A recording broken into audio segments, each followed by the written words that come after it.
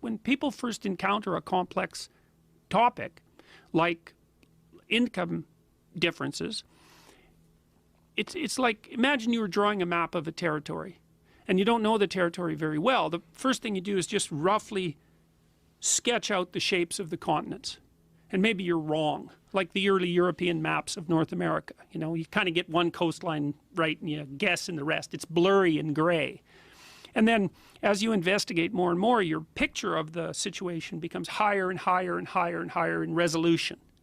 It's hard to go from a low resolution representation to a high resolution representation, and ideologies are low resolution representations. So the thing about a low resolution representation is it looks like it covers everything, but it doesn't. The closer you look, the more details there are. You know, if you get a 3-year-old to draw a helicopter, they put like a little cross on the top and a circle and a stick and another circle, and that's the helicopter. Well, you know when you look at it that it's a helicopter, but no one would expect that thing to fly. If you want to change that into a real model of a helicopter, you have to increase your focus and concentration on every single element of the entity, and that takes a tremendous amount of cognitive effort. And sometimes you don't even know what you don't know about something. You know, I could say, well, there are 50 reasons why men and women's income differ. Well, that doesn't mean I can say all 50 of those differences, and each of those 50 differences are fragmentable into maybe another dozen categories each. Maybe there's 600 reasons why men and women's salary differ. But you have to spend a tremendous amount of time paying attention and thinking to build your model of reality into that level of resolution. And basically what you do is default to temperamentally influenced ideologies. They give you a one-bit answer to everything. Why do men and women's salaries differ? Oppression.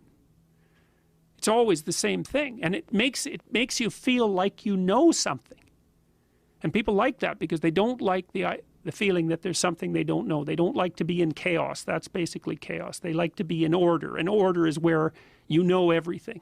Because the postmodernists, that's a philosophical community, let's say, believe that the entire point of human categorization is power, and that dialogue between people is only a power dialogue, and that there's no real reality outside of interpretation, and that basically what we do is exchange interpretive viewpoints to ratchet up our dominance and status. And that's that. And there's no biology is an ideology, and the idea of the objective world is an ideology, and science is an ideology, and it's all interpretation all the way down, like turtles all the way down. What do you mean by it's all about power? Like, in what way? Well, you imagine that there are groups of people who are competing in the world for resources, I suppose, and that it's a zero-sum game, and it's every group against every other group. And the reason that we engage in dialogue isn't to establish the truth or move towards some closer approximation of reality, but to structure this social interaction so that our group comes up on top. Right, and that is really what the problem is with all this, is that it's not just a matter of choosing to be defined in one way, but compelling others to define you in that way. Well, one of the most awful elements of it, I think, is the idea that individuals should be defined in terms of their group identity at all.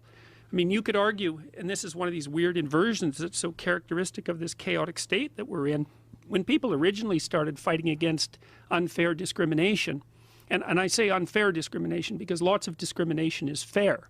If you discriminate against people on the basis of their competence, that's perfectly reasonable. It's unfair discrimination that constitutes the proper battleground for people who have a more egalitarian viewpoint. But the initial idea was to eliminate the proclivity for people to be categorized according to their group identity, because that was interfering with everyone's ability to view them as competent individuals.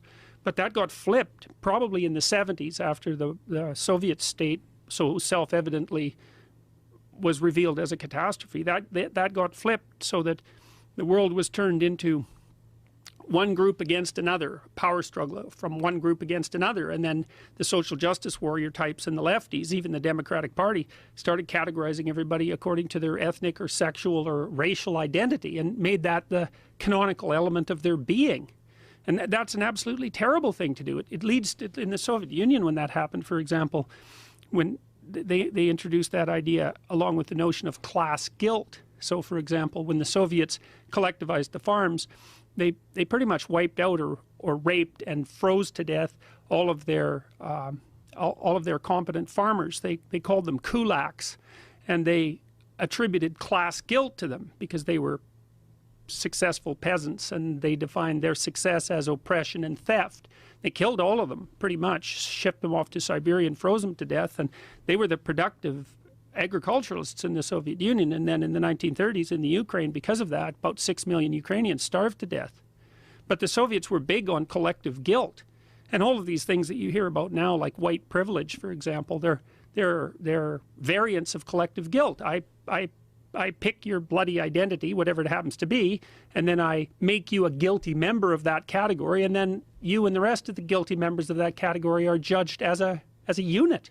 It's absolutely, it's murderous pushed to its extreme, and we've seen that many, many times. And so you look at something like the idea of equity, which is equality of outcome rather than equality of opportunity. On the surface of it, it seems perfectly reasonable to say, well, if every resource isn't distributed absolutely equally to every group, then the system is unfair. And on the face of it, that's a reasonable proposition, but it falls apart under minimal examination. So here's something to think about for everyone who thinks that equality of an outcome is a good idea. It's like, why the hell are you striving for anything then? Because the reason anyone strives to better themselves or to develop a skill or to move forward in life at all is to produce inequality. You're trying to rise above the mediocre masses every time you make an effort at anything. And so everything that we associate positive movement forward to, or positive motivation, is actually an attempt to render the world more unequal. Now, you're rendering it unequal in a just way, right? Because we might say, well, if you work really hard, you deserve an unequal outcome. Well, yeah, unless you want people to stop working hard. And that was the old joke in the Soviet Union, you know. They pretend to pay us, we pretend to work.